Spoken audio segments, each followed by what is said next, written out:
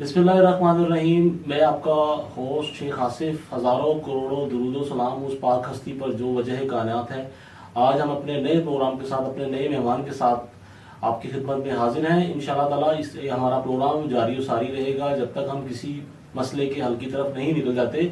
और मैं आपसे ये दरख्वास्त करूँगा तमाम दोस्तों से जो ये प्रोग्राम देख रहे हैं, हमारे प्रोग्राम को ज़्यादा से ज़्यादा शेयर करें ताकि हमारे मेहमान जो अपने ख्यालात का इजहार करें तमाम कम्युनिटी के लोगों तक पहुंचे। जी, आज के हमारे मेहमान हैं हमारी रियल एस्टेट की जानी मानी हस्ती, बहुत खूबसूरत इंसान है। दिल के भी जितने चेहरे के खूबसूरत हैं उसी तरह सीरत की भी खूबसूरत हैं। जी, आज हमारे साथ रियल एस्टेट एजेंट के चेयरमैन जनाब मलिक आसिफ जहांगीर साहब हैं। जी, अस्सलाम वालेकुम। मलिक साहब, माशाल्लाह जितने आप खूबसूरत हैं उतने अंदर से भी खूबसूरत हैं।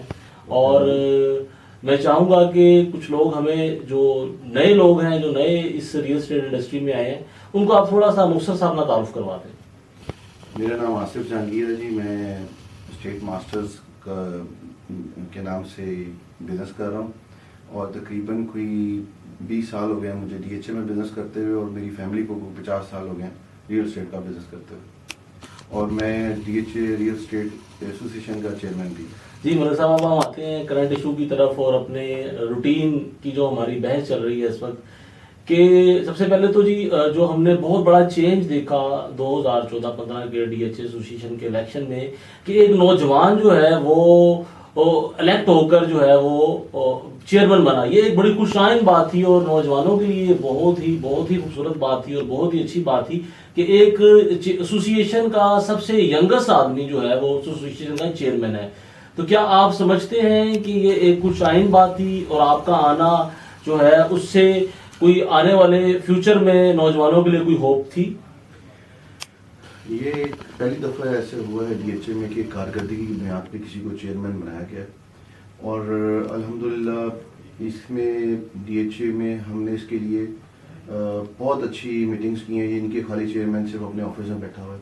चेयरमैन आप एहतजाज में भी शामिल हुआ है। चेयरमैन डीएचए में जाके उनसे अपने मुतालबात भी पेश करता है, गवर्नमेंट के नुमाइंदों से भी जाके बात करता है।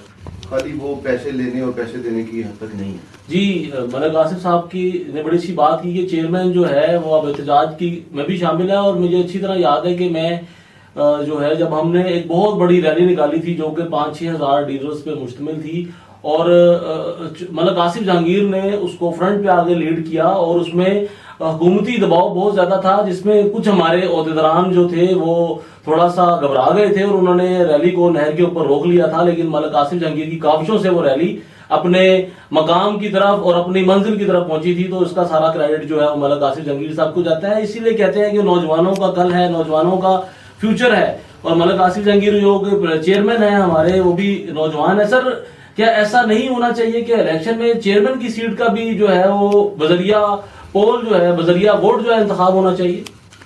अगर ऐसा हो जाए तो बहुत अच्छी बात है कि चेयरमैन की सीट का भी इलेक्शन हो, ताकि वैसे तो ये होता है कि तमाम जितने भी ओहदेदार इलेक्ट होते हैं वो फिर चेयरमैन को नामजद करते हैं। अगर इसका भी इलेक्शन हो जाए तो ज़्यादा अच्छी बात है।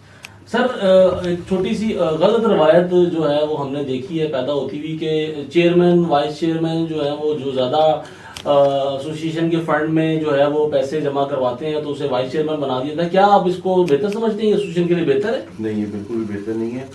और ये पहली दफ़ा पुरानी रवायत को ख़त्म करके चेयरमैन जो मुझे बनाया गया, और इसमें कोई अभी तक मैंने 1 रुपये का भी फंड नहीं दिया एसोसिएशन को। और कारकर्दगी की बुनियाद पे जो इलेक्शन से पहले हमने की थी और जो इलेक्शन के बाद कर रहे हैं, हम पार्टिसिपेट करते हैं एसोसिएशन के तमाम कामों में।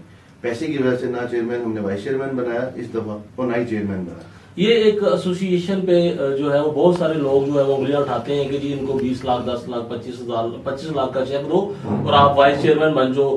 तो आप क्या समझते हैं, ये इस तरह हुआ है? अगर नहीं हुआ तो क्या ऐसा फ्यूचर में आप जो पहले होता रहा है उसकी कारगर बुनियाद के ऊपर आप समझते हैं कि ऐसा होना चाहिए? पहले ऐसा होता रहा है तो अब ऐसा नहीं है। शायद कोई भी एसोसिएशन बने तो वो क्या करेंगे ये नहीं पता, मगर जो वक्ती तौर पे जो है एसोसिएशन चल रही है इसमें ऐसा कोई नहीं कि पैसे देके कोई चेयरमैन और वाइस चेयरमैन बन जाए। आप ये बात जो है वो मतलब कह सकते हैं, वसूख के साथ कह सकते हैं? मैं बिल्कुल वसूख के साथ। चेयरमैन मलिक आसिफ जंगीर साहब अपने ख्यालात का इजहार कर रहे हैं और मैं इनसे थोड़े से अब, क्योंकि हमारे प्रोग्राम का थोड़ा सा जो नाम है वो खरी और सच्ची बातें हैं, तो मैं आपको के सामने कुछ खरी और सच्ची बातें रखना चाहता हूँ।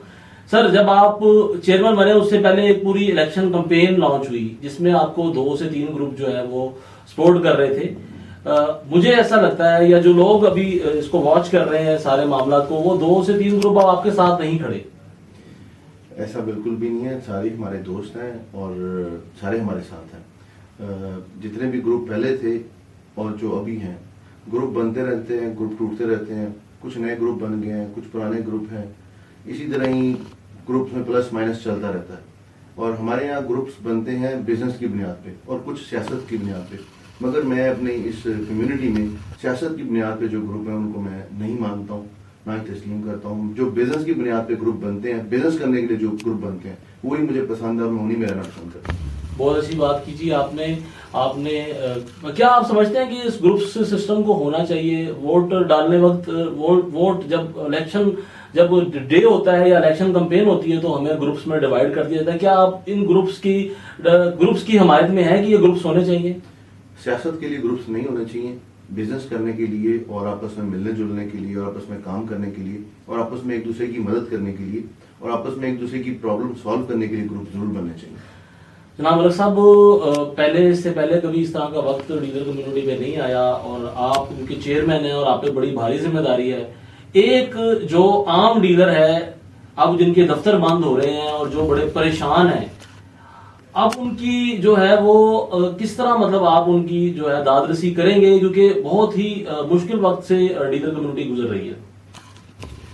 ये इंतहाई अफसोसनाक बात है हमारे इकोनॉमी के लिए, हमारी कम्युनिटी के लिए और हमारे मुल्क के लिए भी, कि जो इतने भारी टैक्सेस लगा दिए गए बगैर सोचे समझे, बगैर किसी होमवर्क के, जिससे पूरी की पूरी, मेरा ख्याल है कि रियल एस्टेट का बिजनेस क्या पूरी की पूरी इकोनॉमी बैठ गई है।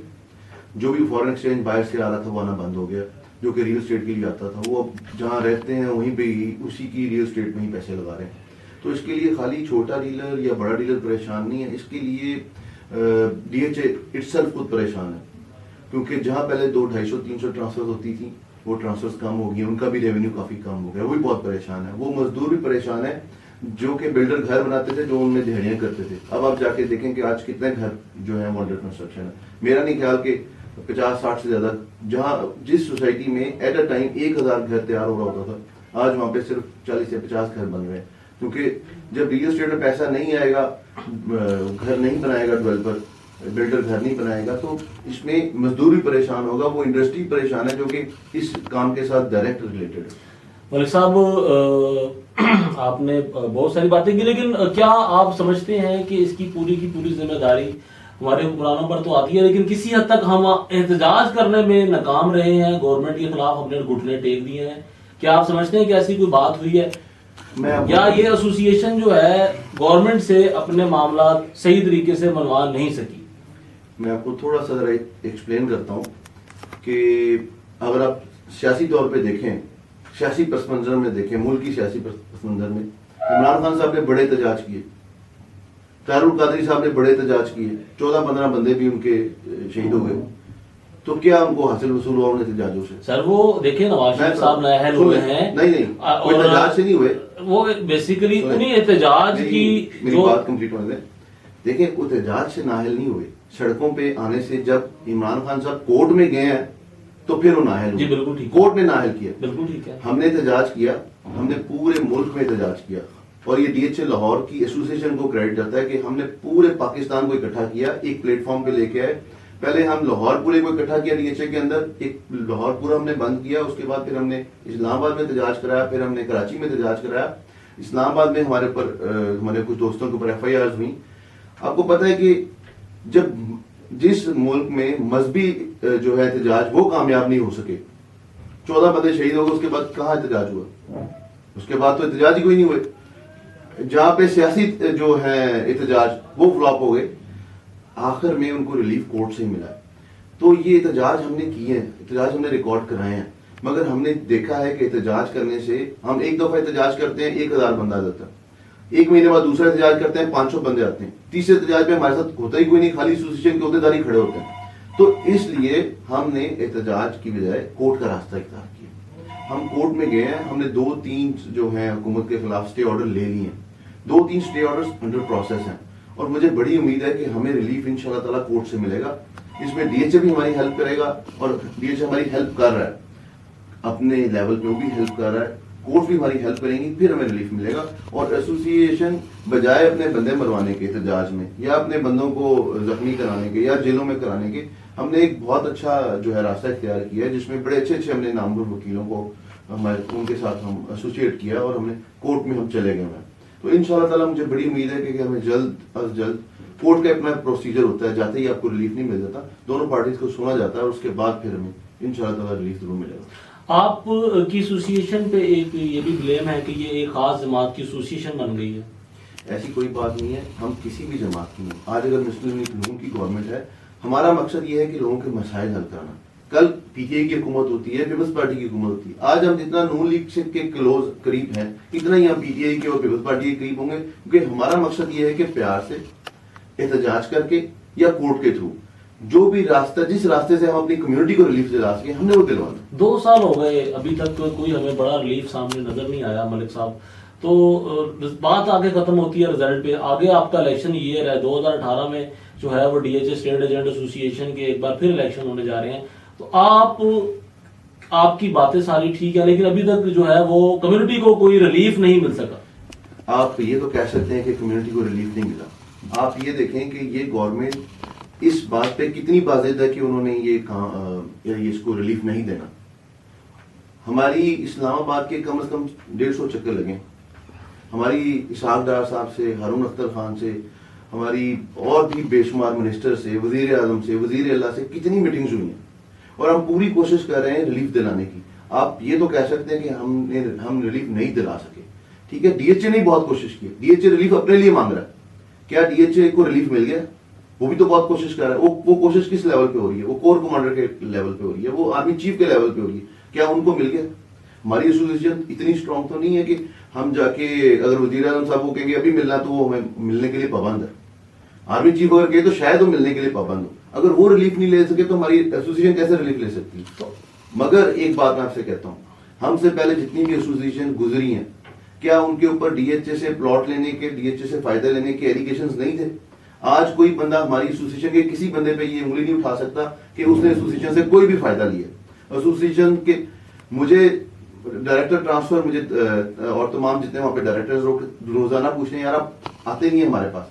हमारा तो कोई बंदा बगैर किसी काम के, एसोसिएशन के किसी काम के बगैर उनसे मिलने भी नहीं जाता। आज से पहले ऐसा नहीं हुआ। आपको पता होगा पिछली अगर एसोसिएशन हारी है, अगर हमने उनको हराया तो उन पे क्या एलिगेशन था? उन्होंने डीएचए से प्लॉटों की लिस्टें ली, उन्होंने डीएचए से प्लॉट लिए, उन्होंने डीएचए से फायदे लिए और वो आज भी डीएचए से फायदे ले रहे हैं। और हमारे किसी भी हमारे ओहदेदार के ऊपर आप ये एलिगेशन नहीं लगा सकते कि हमने अपना कोई जाती मुफाद डीएचए से लिया है। हम कोशिश कर रहे हैं पूरी, ये हमारी बदकिस्मती है कि हमारे टेन्योर में ये प्रॉब्लम हुकूमती तरफ से आई है और बड़े ही बुरे तरीके से आई है और हमने इसको रिजॉल्व करने की बहुत कोशिश की है, मगर अब हमें कोर्ट के अलावा कोई रास्ता नजर नहीं आता। इसके लिए हमने बड़े बड़े लॉयर्स को हायर करके हमने अपना केस जो है शुरू कर दिया। 2 साल कारकर्दगी से डीएचए स्टेट एजेंट एसोसिएशन की आप मुतमिन हैं? मेरा ख्याल है कि मैं बहुत ज्यादा मुतमिन हूँ। हमारे जो प्रेसिडेंट हैं और हमारे जो बाकी ओहदेदार हैं, हमारे जो जनरल सेक्रेटरी हैं, प्रेसिडेंट हैं, वाइस प्रेसिडेंट हैं, किसी पे भी किसी के पैसे खाने के, अगर उसने किसी के डीलर के ना पैसे खाए हैं, ना किसी क्लाइंट के पैसे खाए हैं, ना डीएचए से कोई अपने जाती मुफादात लिए हैं। मेरा ख्याल है कि बहुत बड़ी हमारी अचीवमेंट है कि 9-10 बंदे आप उनको, अब किसी भी बंदे का मैं जवाब दें तो नहीं हो सकता हूँ ना, मगर मैं ये फख्र से कह सकता हूँ कि हमारी एसोसिएशन में कोई ऐसा बंदा भी नहीं है जिसने किसी के साथ ज्यादती की हो या जिसने डीएचए से कोई अपनी जात के लिए कोई फायदा नहीं। जी मलिक साहब, आपका बहुत बहुत शुक्रिया आपके कीमती टाइम का। ये हमारा आज तीसरा प्रोग्राम था और तीसरे प्रोग्राम के सिलसिले में मैं और मेरी टीम आपकी खिदमत में हाजिर हुई है। हमारे प्रोग्राम के बारे में जो है वो 2-3 लाइनें आप जरूर बोलें कि जो हमने काविश शुरू की है ये कैसी है? ये बहुत अच्छी काविश आपकी और ऐसे प्रोग्राम होने चाहिए और इंशाल्लाह ताला मुझे बड़ी उम्मीद है ये प्रोग्राम आपका वो उस ईमानों तक भी जाएगा जिनके कानों में अभी तक हमारी आवाज़ नहीं पहुंची है। आप उन तक हमारी आवाज़ पहुंचाएंगे कि उनकी वजह से कितने घर परेशान हैं, कितने लोग परेशान हैं। और मतलब कि डीएचए परेशान है और हमारी इंडस्ट्री के लोग परेशान है, हमारा बिल्डर परेशान है, हमारा मजदूर परेशान है। इंशाल्लाह ताला आपकी आवाज वहां तक पहुंचेगी और हमें आपकी आवाज की वजह से भी रिलीफ मिलेगा। कम्युनिटी के लिए आपका आखिरी पैगाम हमारे डीलर कम्युनिटी के लिए? डीलर कम्युनिटी के लिए मेरा ये पैगाम है कि मुश्किल टाइम आते रहते हैं। इस मुश्किल टाइम में सबसे अहम जरूरत है हम आपस में मुत्तहद रहें। हम इंशाल्लाह मुत्तहद रहेंगे तो हम ये जो अपने रिलीफ भी ले सकेंगे, अपने लिए भी और पूरी कौम के लिए भी और अपनी इकोनॉमी के लिए भी। और मैं जी, ये थे मलक आसिफ जहांगीर साहब, जो कि मैं भी इनका बहुत बड़ा फ़ैन हूँ, क्योंकि ये जितने खूबसूरत हैं उतना सीरत की भी खूबसूरत है, और दौलत की फरावानी के बावजूद आजी और इंसारी इनमें कूट कूट कर भरी हुई है, और इसी तरह के लोग ही जो है वो कौमों को किसी पार लगाते हैं। आपका होस्ट अपने मेहमान मलक आसिफ जहांगीर के साथ आज आपके साथ तीसरा प्रोग्राम किया। इसको ज़्यादा से ज़्यादा शेयर कीजिएगा। अल्लाह हाफिज़।